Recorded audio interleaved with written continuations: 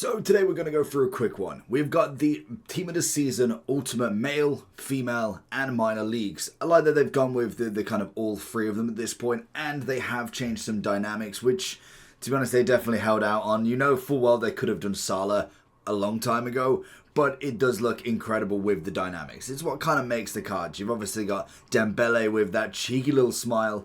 Rafinha obviously holding up some lovely silverware as well.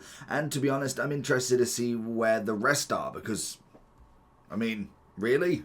But regardless, we have got McSauce with the trophy as well in the Serie A. So in general, some nice cards, some decent dynamics, and they've picked a pretty wide variety. There's a solid amount of cards in packs. The biggest one that I'm just massively concerned that Vinny is only 390, which is just crazy in itself. We have seen the very first card as well with a 5 playstyle plus, which is just nuts in itself. Kaka at the end of the season pass has got a, I don't even know what 5 is, I can't remember, but 5 playstyle pluses, which looks mad. Like, genuinely, it's so much smaller on the card as well, but in general, that's going to be incredible. That's going to be a whole other story later on down the line. De Bruyne, James getting SBCs as well as Van Persie from the winner of a pro tournament. But in general, where do we go with these male team of the seasons? Do we see a lot of them featuring in the top? I do think so. Like, I don't think that's really too much to have kind of wondered, but there is definitely a few that have now drop down in comparison to what we kind of think. You've got the standards within there. You've obviously got your Virgil van Dijks, your Mbappes, your Mal is obviously going to be in there, a bit of Dembele, but it has changed a considerable amount when we do consider all of these UCL winners, because it's not only when we do look, for instance, if we go down into kind of the bottom here.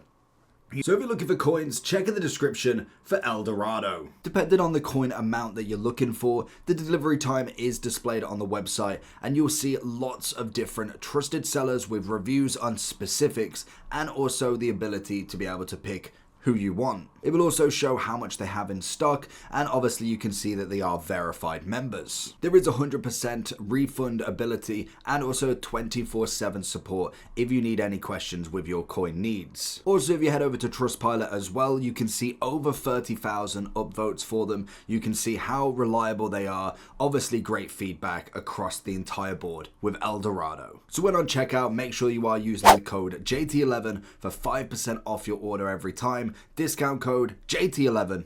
Now let's get back to the video. You've got a Barella at a 96. You've got a João Neves now at a 96. You've got a Pacho coming in as a 95. But when you look at all of these UCL winners, you have got 3 to 4 teams, all of 96s, all of triple playstyle plus at the minimum. Now, I'm not saying that all of them are overtaking their previous counterparts. Pacho most definitely has a better team of the season than he does, obviously, his UCL winners trophy. But then you look at Dembele, again, 96 compared to the 97. But then you have Doué coming in as the 95 as an SBC, now has a 97. You've got multiple 96 centre mids. You've got Vitinha coming in now with a 1 upgrade on himself.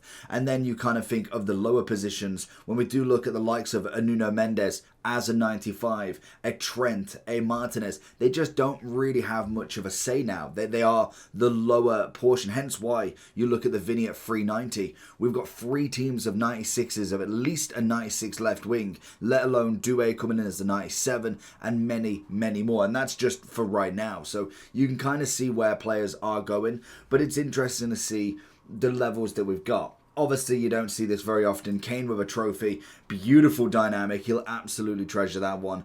And in general, we've got the likes of Dembele. You've got the kind of Salahs in the game that most definitely are the best in their position at this point. I do think when you do look at the likes of Pacho and Bastoni, they still are up there. Obviously with Pacho, it's mainly the quadruple playstyle plus. But when we do think we've got 3 other centre-backs that are higher rated, that have the quadruple, they for me would be the better ones in my opinion. I think Pacho is still exceptional in his run, but I do think when I look at Virgil, Bastoni and Tar, I'd even consider potentially dropping a Bastoni, but I think he's kind of like the third out of these 3, in my opinion anyway. Then obviously you throw the Pacho, I would go into the more very usable, and that's where you kind of throw a few of the players in. You look at a Declan Rice now, he most definitely pulls himself into this more very usable category, the same as Barella.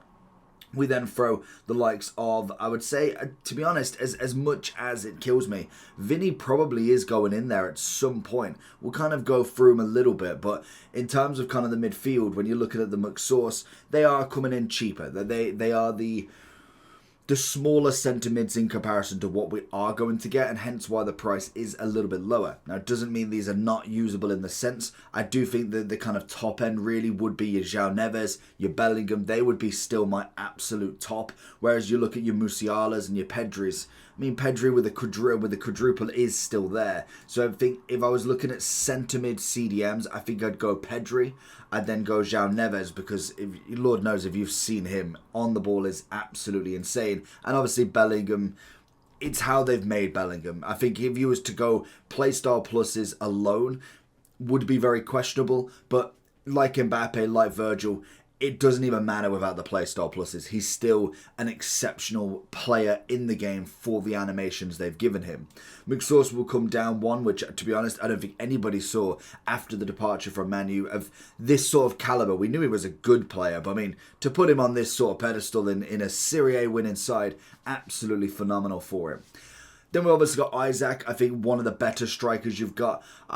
It's a tough one for him because I think when we do look at the Mbappes, the Kanes, the Dembeles, he definitely is up there, but I think you'd possibly drop him down one more now. I do think when we look at the evolutions that we've got, he's very standard when it comes to it now. If you got the quadruple with them stats, I think you would be arguing, but I think now it is all about them quadruples in my opinion. De Gea will always be one of the best keepers that you can go with. 94 rated. There's a reason why he is the keeper in this list. He is outrageously good in himself as well.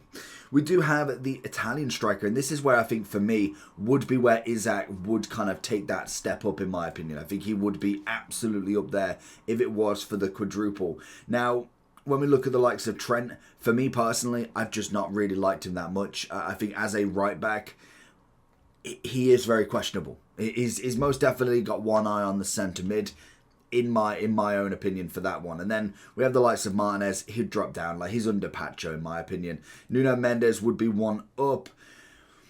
Then when it comes to these two, it's a price of Vinny. Like I do think he's exceptional, but if I put one in, the both of them have really got to go in.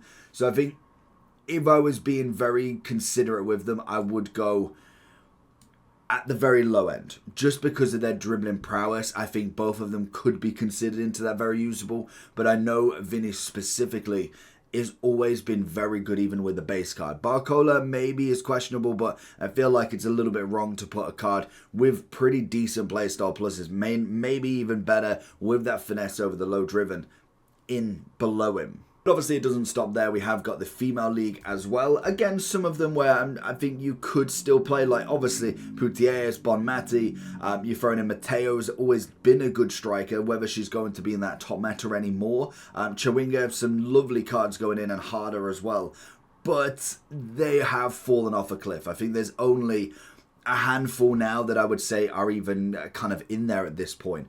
I don't think, other than maybe Smith, Putellas, Bonmati, maybe even Bonmati kind of out there. Hansen has been absolutely wrecked. I would go, personally for me, it would be, Putellas would be in that top meta. I'd potentially then go the likes of, where's she gone? Where's Smith gone? She's a little bit further down. I would go Smith. It's Smith going in there as well, or Wilson. I think other than that, you'd be looking potentially, I'd say Bonmati would be in the very usable. I still think you could get a little bit of out of Hansen, and then Harder would be in there as well as Mateo. Other than that, I'd probably say the rest are really coming down in this pricing, to be honest. It's just, there's so many. There is so many team of the seasons. Most of them, other than this, would be pretty bog standard. Like even Shaw now coming in, you got a bit of usability on some of them, but realistically there's only going to be a few that I'd say, like obviously Renard just from kind of previous talents, obviously Rodman, Lucy Bronze most definitely, and I think from there you'd be maybe looking at some quadruples, Peugeot most definitely as well, but the rest of them, to be honest, I'd possibly miss out on. I just don't think they're going to offer the same level, in my opinion, that you'd normally get, to be honest. So let's move them all down, which then leaves us with the lovely Team of the Season minor, which is obviously going to feature a Messi and Ronaldo. This is just naturally going to happen. We've got them coming in as incredible values, as you can imagine. We've got 4.8 for Messi and 3.8 for Ronaldo. Other than that, love a bit of Osimhen. I think he's dropped down from that top meta, but he's definitely up there. Same as Gyökeres, beautiful. Same as Suarez. And to be honest, I mean, it's definitely the dynamic for him. Shaqiri's still putting up some numbers. As a cam, he's always got the stats to bang it in, really. And the same as Diaby. Other than that, you've got Diaby and Konate. You've got Diaby and Conte coming in as well. CDM-wise, Conte is still exceptional, in my eyes anyway. I think you've got the likes of Messi and Ronaldo. They will obviously be in the top of the top. They're just natural. I don't think there's any question. Osimhen, I'd definitely be going into the very usable still. I'd definitely be going into the same with Diaby. Conte would be coming in as a CDM in the top meta, in my opinion.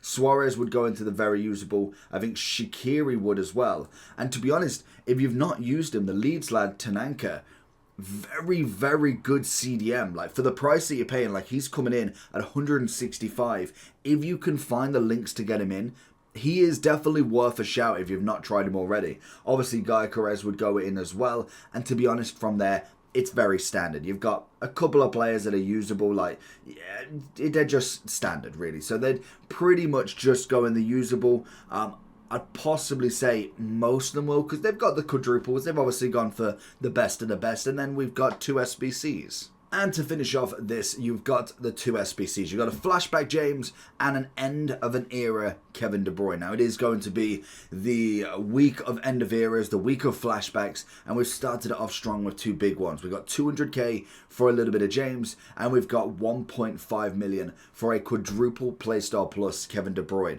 We also have a Van Persie, but he's going to be more in the SBC list. This is at least following on from the actual week's ultimate Team of the Season vibe.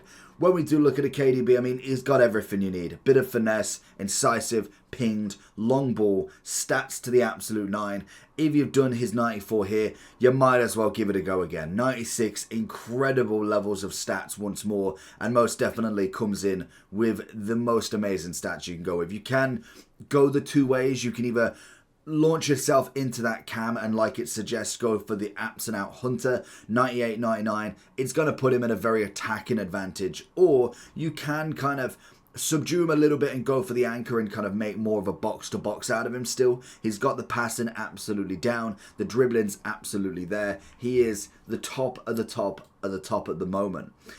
Now, when it comes to James, I've used her team of the year, in fact, for a considerable amount of time. So, for me, other than maybe changing the Playstyle Pluses, there's no point me changing for her, but the Playstyle Pluses are a massive upgrade. It's a shame she didn't get a 96 as well. I mean, why not? Like, why make a card less than what the 96 is, unless they are waiting for an Evo potential for them? But obviously, finesse, rapid, low driven, exceptional playstyle plus is a much better upgrade in comparison to what the Team of the Year is now. Team of the Year is still absolutely golden, but this version, for the price that you're paying, is going to be better in the long run. The playstyle pluses have that effect. So I think she is absolutely up there in at least a very usable capacity. Now, that is going to be everybody for today. Let me know down below what you think. Make sure you do like and subscribe, and let me know if you get any of these Ultimate Team of the Seasons, male, female, or minor league, and we'll get into Shapeshifters coming up next. Peace!